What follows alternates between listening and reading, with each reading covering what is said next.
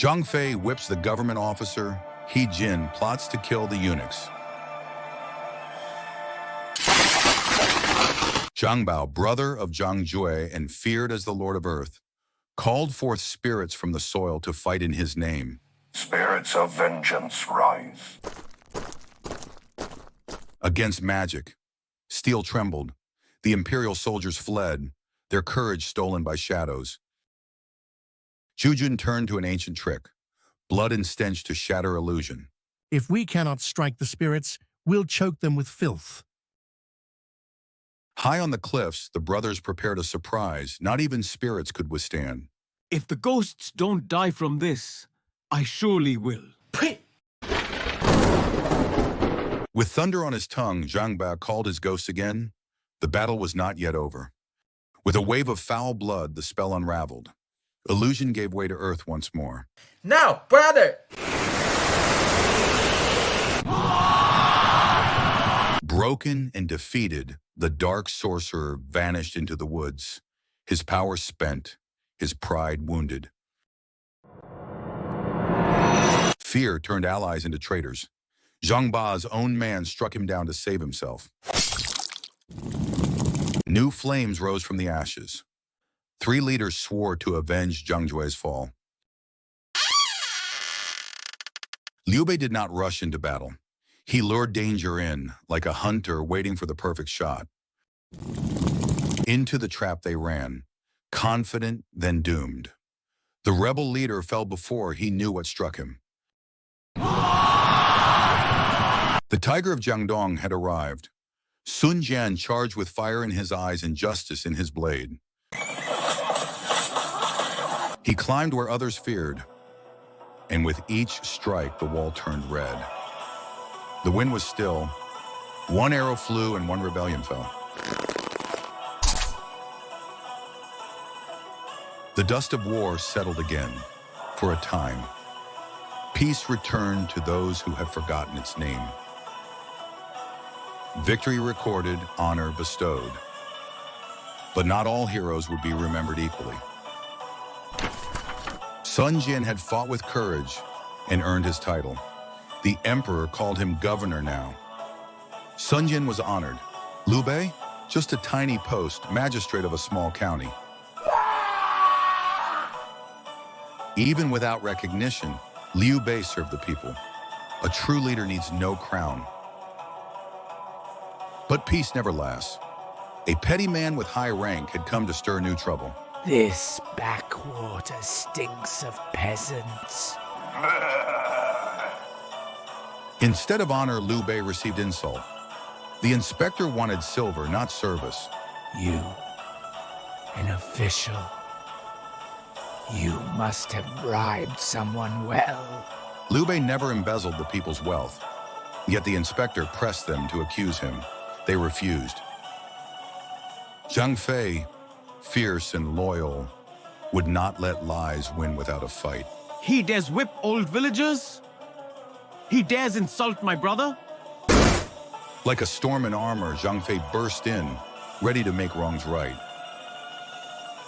He showed the people what justice felt like. Rough, loud, and honest. Each strike carried the rage of the silence. The corrupt had never felt such pain. This is for the old men you whipped. But Liu Bei chose mercy over fury. Even the guilty must live under law. He returned his title and walked away, not as a magistrate, but as a true man of justice. Do your duty, or next time I won't stop him. Branded as fugitives for standing up to injustice, the brothers vanished into the night. Some still recognize Liu Bei's noble heart. Lord Liu Hu gave him shelter and dignity. In silk robes and sweet words, the eunuchs poisoned the empire's heart. Those who spoke truth met quiet ends. The empire bled in silence. Even the heroes who ended rebellion were cast aside, while chaos returned. Empress He and Empress Dowager Dong quietly struggled for control. Each sought to secure power for their own family before it was too late. The Son of Heaven lay dying, and the court grew colder with every breath. As the emperor faded, the eunuchs moved swiftly to crown their puppet. He-jin came from a simple butcher family, but his sister had become empress, so He-jin rose to great power. In the heart of the palace, two young princes shared a bond, yet above their heads a silent battle for the throne had begun. Some eunuchs schemed to make a prince who would obey them, and to stop anyone who stood in their way. If that boy becomes emperor, He-jin must be removed. We shall mislead His Majesty to summon He-jin into the palace, and there we will kill him. A loyal retainer warned He-jin there might be a trap waiting inside the palace. Do not go in. Something is wrong. He-jin called his ministers to plan how to protect the rightful heir and stop the dangerous eunuchs. One minister warned, "The eunuch's power is old and wide. If we act rashly, many families could be harmed." Shao urged a careful plan. First set the true heir, then deal with the traitors. Set up the rightful heir now. We can handle the traitors after.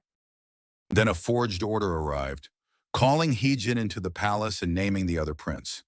The danger was real.